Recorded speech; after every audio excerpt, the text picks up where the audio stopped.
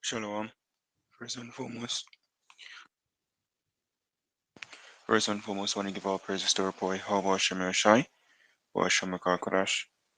Kal Halalim Hallel Shemir Shai, boy Shemar Kodash. That's in the ancient Hebrew saying all praises to Yahweh in the name of Shai, in the name of the Holy Spirit.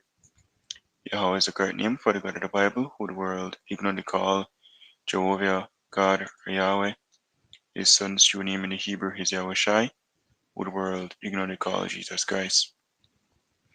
I want to give it's like it was just this in audio. Yeah, I want to give the honors unto our elders and apostles of Great Millstone. And shalom to all the brothers I'm out there pushing this word in sincerity and in truth. To all that believe in this gospel. Shalom. Alright, this lesson, as you can see, the topic bite your tongue. And been having this precept, this lesson planned for a while now.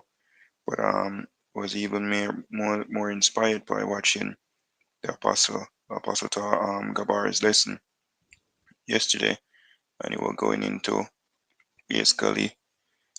Let's make him say it real quick. Give us 12 minutes in.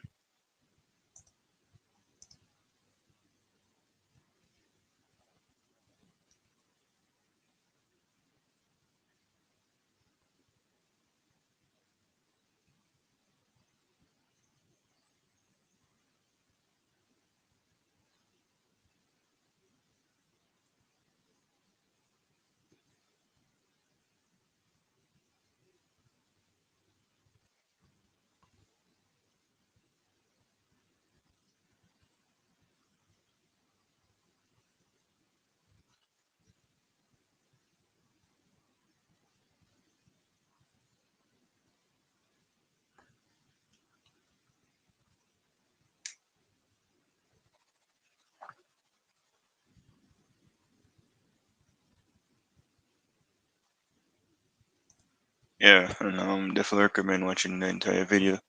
I think I have the link in the description box, and in refer to the lesson done by the Ella as well. Here, you can't be stuck on stupid. Ella Maratesak, channels, Jacob Barak, James, sorry, Jacob Barak 2. Excellent lesson as well. But in this in the funny as Ella, well not funny, but Ella said Apostle said yo the longer being this truth yo is the less you speak, and that's even what inspired this lesson. I said, yeah, it's me chat too much. Is because you find out say yo the more you speak yo it just being profitable just good for be silent, you know. But the scripture said don't hide wisdom. Yeah, so whenever there's needs be for bring forth wisdom like these lessons or bring them up, but for the most part, yo, we don't really have nothing to say. Just shut up and listen and observe. And I had this saying the spirit brought to mind as well. It says bite one's tongue, and it says make a desperate effort to avoid saying something. And really and truly that's what it's come down to, yo. You know, um it's like you're fighting of a speaker at times because sometimes you just want to say something like, for example, even if your name get brought up and the scripture says suffer yourself to be defrauded. Sometimes you want to defend yourself, sometimes you want to explain things. No, you say like bite your tongue. And me saying this it goes 10 times to even me because it's something I'm fighting. But nevertheless, it's a fight, it's a struggle. But we have to all fight a good fight of faith, and this a part of it, basically just holding our peace and bite the tongue. Yeah, but sometimes you just want to explain yourself, want to defend yourself, want to explain a point, but or bring out a point. And they'll also, I think him said in a video here, yeah, but he has said something as well about there's nothing we can really teach them. When him said, I was pondering on it until it's pretty revealing. I said, can you imagine like a 5-year-old want teach me something like what a 5-year-old will teach me? You see me? The apostles have been in the truth here long before me born. So what is it that I'm gonna teach them? Learn from them. So anything that was said was something I've learned from them, and so I haven't taught them. So when the elders and apostles are speaking, our elder brothers as well, that's been in this field for before us, just shut the fuck up and listen. observe, as the elder was going into that as well. And I have several precepts here. I just want to bring out and and this being the fun until like out there. This is Ecclesiasticus or Sirach chapter and hey, very excellent. As you can see, one, two, three, four, five, six precepts from Sirach or Ecclesiasticus. Very excellent book. Recommend brothers even reading as well. And constantly going over it as well. This is something I try to practice as well. And I'm read it like every other couple of months, like go through it again. Just to keep sharp. Cause it's a book. A brother once every time you read this, you wake up in a pool of blood, your own blood. That's basically bring for the point of you get cut, which that's good. 'Cause when you get cut, we build, heal. Knowing where we're going off, what we need to correct, and basically being a man of the Lord, as the scripture says, the wisdom basically make us let's get it real quick. Proverbs 1 in verse 1. Yeah, Proverbs 1 verse 1. It says, the Proverbs of Solomon, the son of David, king of Israel, to know wisdom and instruction, to perceive the words of understanding, to receive the instruction of wisdom, justice and judgment and equity, to give subtlety to the simple, and to the young man knowledge and discretion. And I'm a young man. I mean, need that. And even I was going through a series. Most I bring me through a simulation. Me understand exactly, you know, right, this message. Not saying 100% get everything right now, because we're going to grow and we're going to understand even more as the days go by. But get to understand why we need to shut the fuck up and observe more. Because really and truly, really know nothing, we're learning. And you can't really learn when you are chat. When we are chatting, use the word we, call me a part of it too, but we are learning, right? It says back to Proverbs 1 verse 3, it says to receive the instruction of wisdom, justice, and judgment and equity, to give subtlety to the simple, to the young man knowledge and discretion, you know. So we get subtlety, become skillful, right, by attaining to this wisdom, and to the young man knowledge and discretion. That is something that's really lacking in this world right now. The discretion, let's get the word discretion. So a quick Google search. It says the quality of behaving or speaking in such a way as to avoid causing offense or revealing confidential information. Hey, and this heavy, because the scripture says also, Lord, so me get that you're supposed to weigh your word now balance. And the brother Shapal from work have been speaking in regards to how knowledge is basically a craft. I love for camp always say to the Shapar, teaching, is a craft. Right? I'm gonna him say it as well too. How you bring forth information, like Paul to the same caught you with guile. And one thing I'm learning as well, that when you're real up against people and customer, you really and truly, then them just gonna put up a defense and it's just an argument.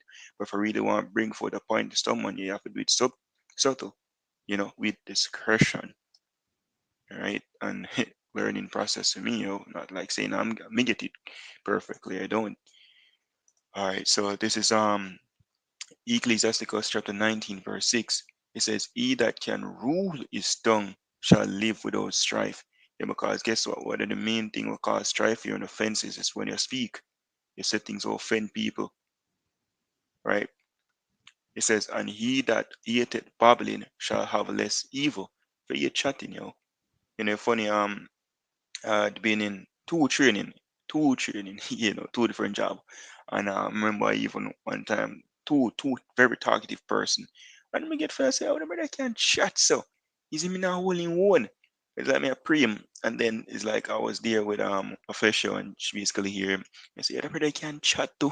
Is him, but me never really want to blame him. Is me, but mind me, I say, see that you chat too much. You see me, for hold your one, right? And that's babbling, because you talk too much. You need to hold your peace. And another training one brother just like just like yeah, blah blah blah blah. When come like a fish, So you always keep say, he that hated babbling shall have less evil, because you have less time being a problem with people.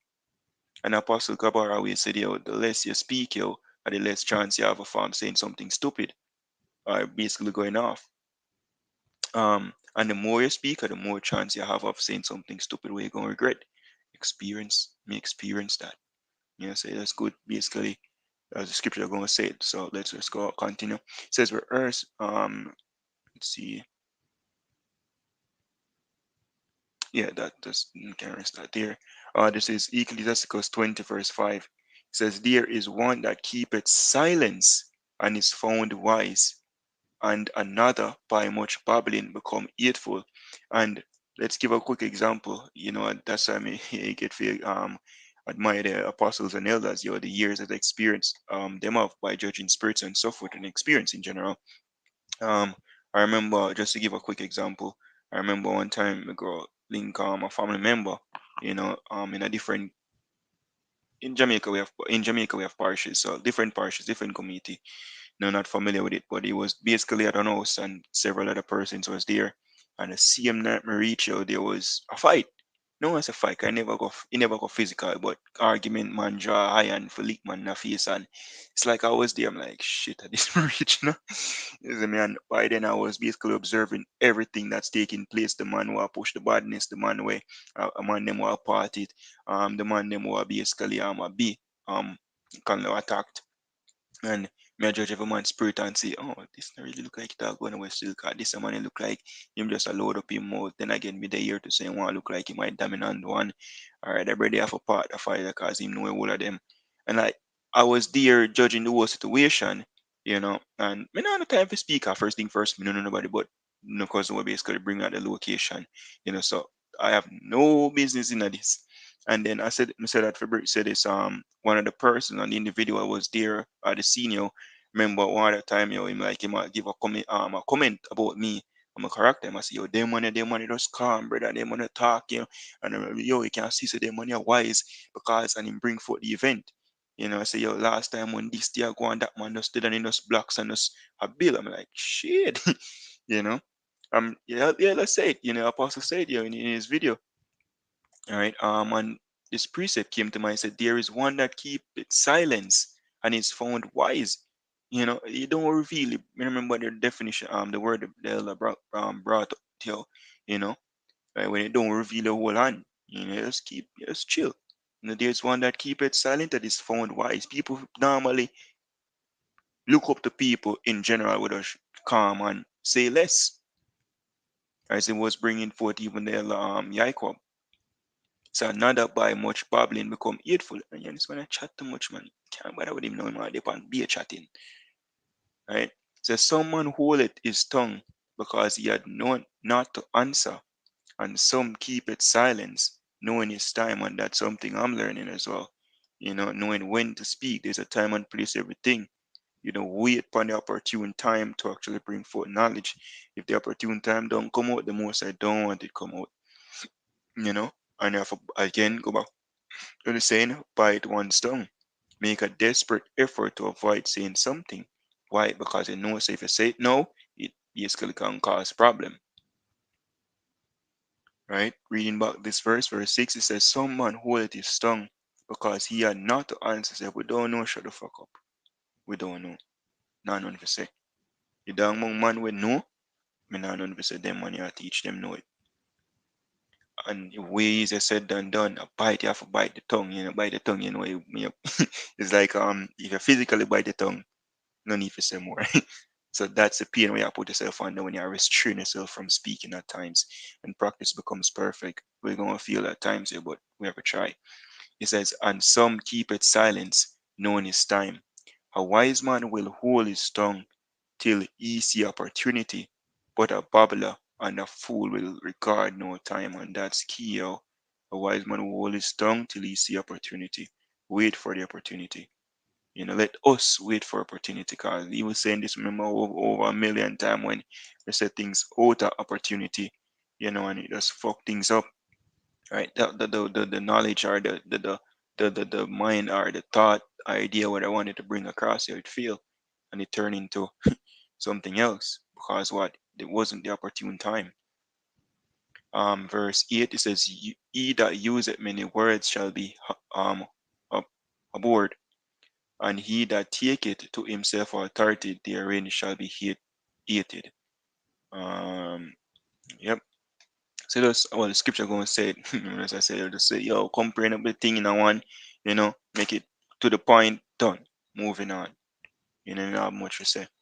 This is Sirach chapter 27, verse 4 says, as when one sieveth with a sieve, the refuse remaineth, so the filth of man is in his stock. The furnace proveth the potter's vessel, so the trial of man is in his reasoning. And or you sieve it, or you sieve your speech, your scripture says this. Ecclesiasticus 33, verse 4. Prepare what to say, and so thou shalt be heard. So you have to prepare it. Think upon your thought. Take a minute. This how me personally like at times is just learning. And like remember even Kabash the lesson you always say these two shall pass, or time we might think so we don't have enough time here, but brother we have time. You see me? Somebody asks you something, you need to bring forth when we need to bring forth a point, chill. What's the best way to say this? Think about it. How will we receive if I say this? And you may find yourself thinking that hey, this might take too long and you may look like you're delayed. No. You see me, take your time. Think upon your answer, prepare what to say, and so thou shalt be heard. And bind up instruction, and then make answer. So we say, and bind up instruction. So first, bind up instruction, and then make answer. So if you don't bind up instruction, don't give an answer. Simple. Let's practice this. It says the art of the foolish is like a cartwheel, and his thoughts are like a rolling ox tree. Yes, blab out your thoughts them. No, keep them. They're your thoughts. It says a stallion horse is as a mocking friend. He night under everyone that sitteth upon him. And that's chatty. And everybody you see those labrish with. And we're supposed to be more we don't want to say to ourselves, but be more use the word humble. Let's talkative. Like even Yahushua when them I use the word kidnap. I use the word kidnap when they kidnap Yahushua, he ain't about chatting nobody. Words were few, sometimes not even answer. Because again, him judge the situation. I say, oh, either way, them man they make for crucify me still now. Who me go complete to? Nobody. So again, prepare and bind up instruction and then make answer. This is Sirach or Ecclesiastes again, chapter 28, verse 25. And weigh thy words in a balance, and make a door and bar for thy mouth. So weigh the words, I say this. Not to that person you are not here. Yeah, so this no good for say. Shut my mouth. This is Sirach chapter 37, Sirach 32, verse 7. Speak, young man, if there be need of thee. So only when there be need to speak, let us speak. And if there is no need, let's shut up. And 100%. Right, and let's observe within the moment. There's always a saying, we get 2 ears and one mouth for a reason. Listen more and chat less. Simple. If there be need of thee, and yet scarcely when thou art twice asked. So make a person you have to say, oh, yeah man, just explain, and think upon your answer, and then you make it be succinct as much as possible, direct to the point. All right. So I skip say you'll take yeah be yeah and nay be nay. Times you might ask a question might be asked, yeah, need to give an explanation. The answer is no, or the answer is yes, or you give a direct answer. Like yesterday, today, I don't know, right? And yet scarcely when thou art twice asked, let thy speech be short, comprehending much in few words. Be as one that knoweth and yet holdeth his tongue, and this is something we can practice as well. You know, right? For example, even with my dear own brothers and or even camp, someone come up ask a question. More likely, what we know is because we know the doctrine. But all right, see speaker there, ask him. You see me, or make the speaker deal with it. Make the speaker speak. Yeah, well, we know, but let's just chill. Hold your tongue. It says, if thou be among great men, make not thyself equal with them. No, we will never be equal with great men. I'm referring to like the apostles and elders. We can't run them down, brother. They've been here before, right? It says, and when ancient men are in place, use not many words as chill and observe, because the Most High give us the opportunity to be among great men. Why? Because we're supposed to learn of them, and we can't learn and observe when we are blah blah blah mode. It's to and teach what we learn already from them. That makes sense.